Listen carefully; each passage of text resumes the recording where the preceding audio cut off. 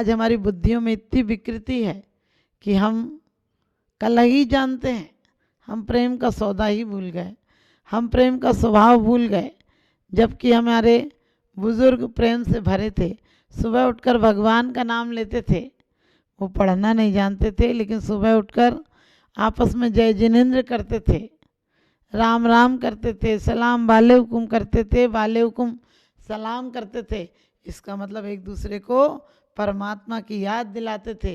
सिर्फ परमात्मा की याद दिलाते नहीं थे, राम राम करते थे। इसका मतलब तुम राम हो, राम हो, ये कहते थे। सामने वाला भी कहता था राम राम। लेकिन अब कोई सुबह उठकर राम राम नहीं करता है। अब तो किसी को देखते ही आप कहते हैं हलो। हमने कि हला क्यों रहा है, बैठने तो दे। कोई आ जाए तो हम कहते हैं वेलकम, लिखा होता है वेलकम। हमने कि वास्तव में बैल में थोड़ी सी कमी रह गई। बैल के भी जूते नहीं उतरते, इसके भी जूते नहीं उतरते। बैल को भी तसलों में रख दो, मर्जी से खा लेता है। आज का आदमी भी तसले में रख दो, अपने आप खा लेता है। कोई प्रेम भाव नहीं रहा। आपने देखा होगा पुराने ज़माने की जब जीवन बार होती थी, भोजन होता था, जब पंगत होती थी तो लोग मना मना कर कहते थे एक और लो, एक और लो। और क्या आनंद था उन दिनों, क्योंकि खाने वाले में भी प्यार था और खिलाने वाले में भी प्यार था। खाने वाला भी भले अपने बर्तन लेकर जाता था खाने के लिए, लेकिन उसमें भी एक आनंद था। लोग काम कराने जाते थे दूसरों का और उसमें मिल बांट कर खाते थे। कभी कभी हमारे बुजुर्ग इतने प्रेम से भरे होते थे कि खाना भी खिलाते थे और विदाई के समय पैसे भी देते थे, गले भी मिलते थे। जो गले मिलते थे उनके दिल भी मिले होते थे। आज लोग गले नहीं मिलते हैं। आजकल तो ऐसे अभिवादन करते हैं जैसे झगड़े का इरादा हो। हलो करते हैं आप, हलो कैसे करते हैं, हलो आए, हाथ मिलाते हैं जैसे कुश्ती का इरादा हो, आ जा। आप अपने अभिवादन का, हम हाथ जोड़ने की परंपरा भूल गए। जबकि हाथ जोड़ने की परंपरा में कितना बड़ा लॉजिक था। 4 मिले 64 किले, 20 मिले कर जोड़, और सज्जन से सज्जन मिले हर से 60 करोड़। 4 मिले 64 किले, यानी 2 हाथें आपकी और 2 हाथ सामने वाले के। 4 मिले 2 आँख आपकी और 2 आँख सामने वाले की। 4 मिले 64 किले, 32 आपके और 32 सामने वाले के। प्रफुल्लित हो जाते थे। और 4 मिले 64 किले, 20 रहे कर जोड़, और 10 उंगलियां आपकी और 10 सामने वालों की, कर जुड़ जाते थे। सज्जन से सज्जन मिले हर से 60 करोड़। सज्जन से सज्जन मिलते थे तो दोनों के 30-30 करोड़ रोम पुलकित हो जाते थे। लेकिन आजकल तो हाथ से मिलाते हैं और बोले हलो। हमने कहा अभिवादन करना है। हमारे घरों पर लिखा होता था कि मंगल प्रवेश, आपका आगमन शुभागमन हो, यानी शुभ हो बाद में आगमन हो। हमारे जीवन में शुभ का ही आगमन होता था। हम प्रकृति से भरे होते थे। बसंत के दिनों में हम लोग उस उत्साह करते थे। बसंत के दिन में लोग मल्हार गाते थे, बढ़िया बढ़िया गीत गाते थे, नाच गाने होते थे, सबके हृदय प्रफुल्लित हो जाते थे। जबकि मत सोचो कि विज्ञान ने बहुत कुछ तरक्की की है। विज्ञान ने क्या तरक्की की है? पहले हम लोगों से भी मिलते थे, लोग हमसे मिलते थे, दिल से दिल मिलते थे। आज हम क्लबों में जाकर, पार्टियों में जाकर अपने आप से दूर हटने का प्रयास करते हैं। कान फोड़ने वाला संगीत चालू रहता है, और इतना ही नहीं कि संगीत ही चालू रहता है, संगीत के साथ साथ हो हल्ले वाला म्यूजिक रहता है, कान फोड़ने वाला, जिसे कि अब तो वैज्ञानिक भी कहने लगे, बड़े बड़े साइंटिस्ट भी कहने लगे कि जितना डिस्को है ये तुम्हारे दिमाग को खिसका देगा। लेकिन यदि आध्यात्मिक और प्राचीन संगीत हो, शास्त्रीय संगीत हो, तो आपके दिलों को तसल्ली देगा, आपके दिलों को आत्म संतुलन बनाएगा, आज आपने देखा हो जितने ब्रेन हेमरेज अब हो रहे हैं इतने पहले नहीं होते थे, क्योंकि पहले सब प्राणियों में मैत्री थी, कोई किसी से कलह नहीं थी। हमने कहा कोई बच्चे अपने बच्चे को ये नहीं कहता था कि मेरा बच्चा है, पूछने पर यही जवाब दिया जाता था आप ही का बेटा है, और सामने वाला समझ जाता था कि आप ही का बेटा मतलब इनका बेटा है।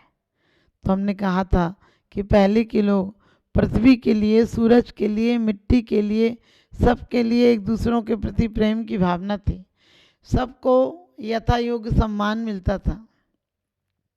अब घर के बुजुर्गों को भी सम्मान नहीं मिलता है। आज बुजुर्गों से भी हम बोलना पसंद नहीं करते हैं, जबकि ध्यान रखना बुजुर्गों की बदौलत हमारी सलामती है।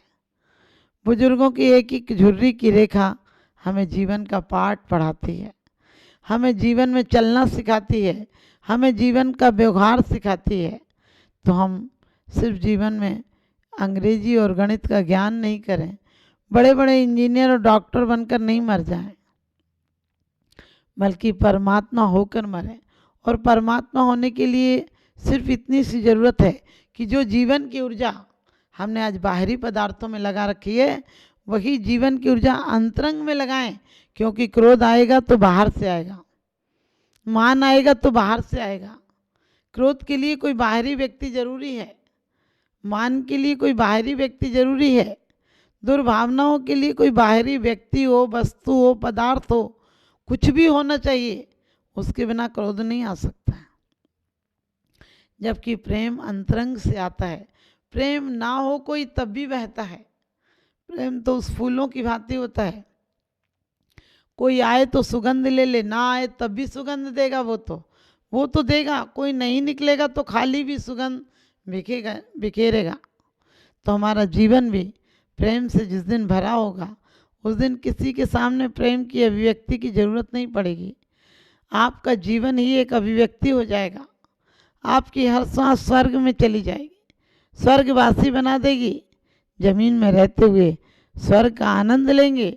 लोग कहते हैं मर कर स्वर्ग जाएंगे, हमने कहा मर के तो शमशान जाओगे, मर के स्वर्ग कैसे जाओगे? यदि जिंदगी में जीवन को स्वर्ग बनाओगे तो मरकर भी स्वर्ग ही जाओगे। जीवन में खुशियां बांटोगे तो खुशियां मिलेंगी, क्योंकि सफ़र में शिकायत मुसाफिर को इसलिए ट्रेनों में रिजर्वेशन होता है। तो हमारे प्राचीन लोग हर प्रकृति से जुड़े थे। हमारे प्राचीन लोग सूर्य को, चांद को, हमारे यहाँ सूर्य चांद की भी भले अन्य मतावलंबी करें, लेकिन उनकी आराधना और उपासना करते हैं। लेकिन हमारे जीवन में तो रोज़ सूर्य आता है, रोज़ चांदनी आती है। न चांदनी हमें शीतलता दे पाती है, न सूर्य हमें ऊर्जावान बना पाता है। जबकि हमारी जीवन की ऊर्जा हमें मिली है सत्कर्तों के लिए, हमें जीवन की ऊर्जा मिली है अपने परिणाम विशुद्धि के लिए। जीवन की ऊर्जा का मतलब ये नहीं कि हम कलह में गुजार दें। हम अपने विचारों को, अपनी भावनाओं को प्रति क्षण गौर करें कि हमारी भावनाएं किधर जा रही हैं।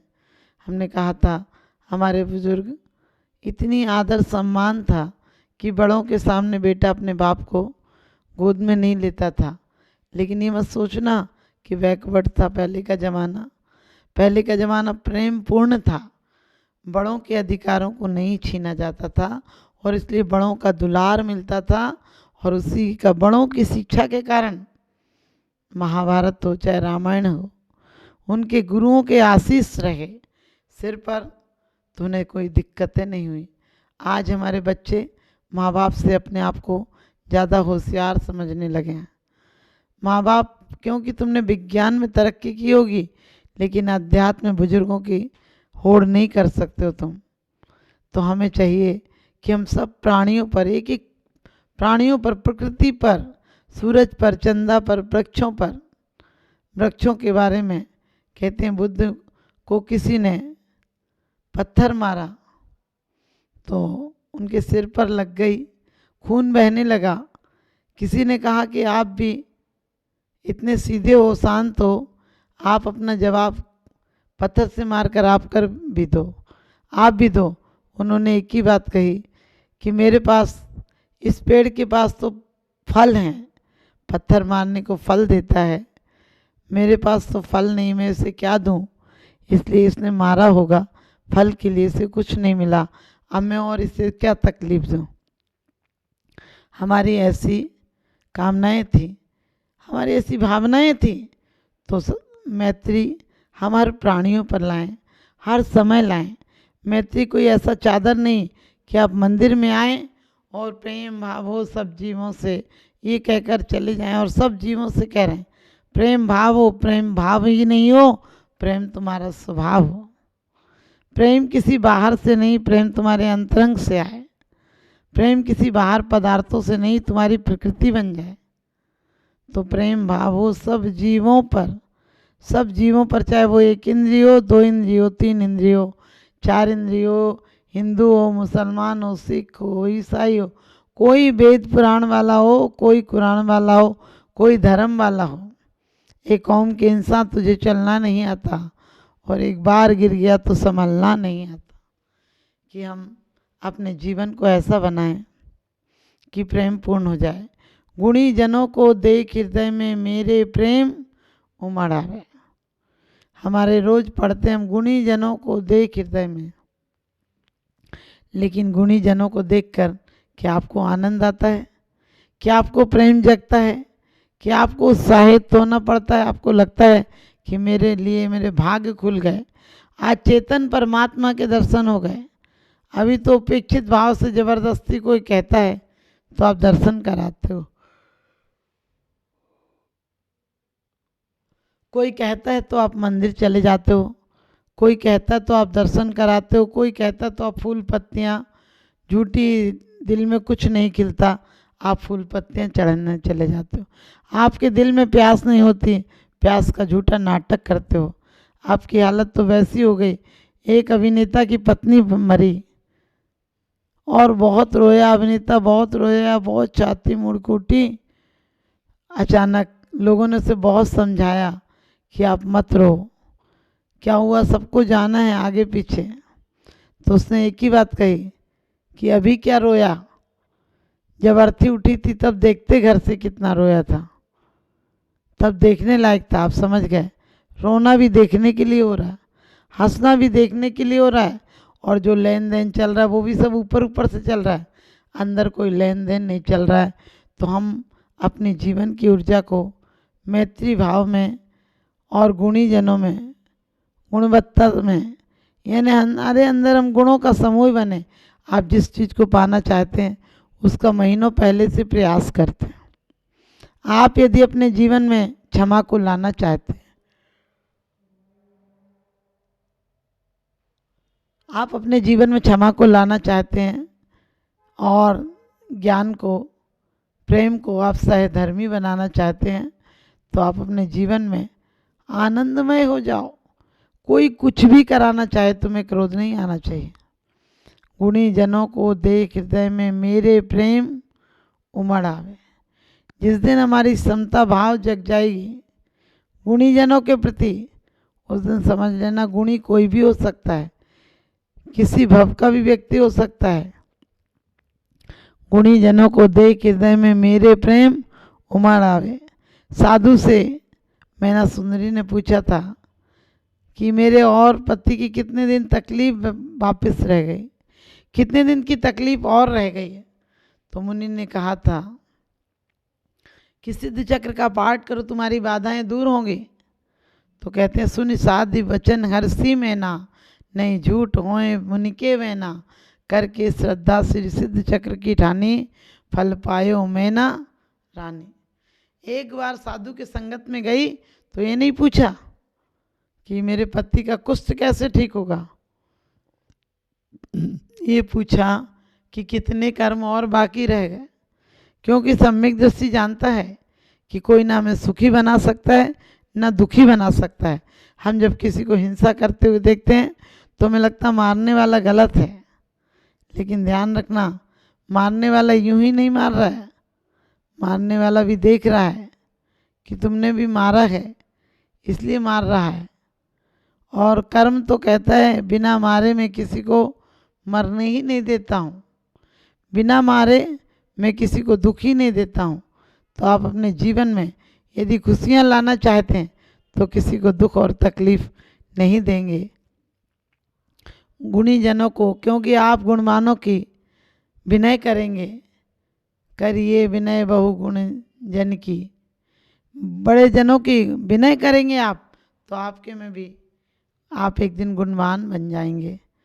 और कहते हैं एक जमाई ससुराल आया तो सास बहुत तेज थी, बहुत कंजूस थी। तो बहुओं ने सोचा आज तो जमाई जी आए हैं, इतनों दिनों बाद आज कुछ मिठाई बनेगी। उन लोगों ने कढ़ाई निकाल ली और मांजने लगी। सास ने देखकर कहा कढ़ाई क्यों निकाली है? उनने कहा जमाई जी आए हैं, कुछ तो बनेगा। सास ने कहा रख दो कढ़ाई उठाकर, कुछ नहीं बनेगा। तुम्हें दिख नहीं रहा कि जमाई जी कितने कमज़ोर लग रहे हैं? जमाई ने कहा नहीं मैं तो ठीक हूँ। सास ने फिर कहा जमाई जी आप शर्मा रहे हो, बड़े कमज़ोर से दिख रहे हो। उसने कहा नहीं माँ जी मैं बिल्कुल ठीक हूँ। लेकिन सास ने कहा नहीं कि दुबले कैसे लग रहे हो, फिर ठीक हो तो दुबले कैसे हो गए? जमाई ने समझाया कि मैं जब शादी में आया था तो कोट पहने था, और कोट में आपने देखा होगा कंधे ऊंचे नहीं हो तो हम फॉर्म लगवा लेते हैं ताकि कंधे ऊंचे दिखें, हम चौड़े दिखें। तो उसने कहा कि उस समय तो शादी में आया था, कोट पैंट में था, मैं ऐसा ही हूँ। सास को लगा कि ये इस तरह से कह रहा, कुछ गलत बात है। सास ने कहा कोई बात नहीं जमाई जी, हम पूरी पकवान भी बनाएंगे, आपको खिलाएंगे भी, लेकिन आप पहले एक फरमाइश मेरी पूरी करो। उनने कहा क्या? कहने लगे अभी 2-4 दिन रुको, आपको मैं 8 दिन तक अच्छी खिचड़ी बनाकर खिलाऊंगी, उसके बाद कुछ पकवान बनाऊंगी। जमाई ने माथा ठोक लिया कि इससे अच्छा तो मैं अपने घर में ही था, तो रोज़ चटनी अचार पापड़ सब्जी उब्जी तो मिलती थी। उसने कहा नहीं माँ जी मैं तो आज शाम को ही चला जाऊंगा। सास ने खिचड़ी बनाई, बहुओं से कढ़ाइयाँ अंदर रखवा दी और खिचड़ी बनाकर सास बहुत कपटन थी, बुलाकर जमाई को पंखा जल जल कर खाना खिलाने लगी। बोली आप अच्छे से खाओ, बढ़िया से खाओ, लेकिन जमाई से खाया नहीं जा रहा था। तो उसने कहा क्या बात है, घी डालूं क्या? जमाई चुप रह गया। उसने कही डलवा लो, कोई बात नहीं मैं डालना भूल गई हूँ।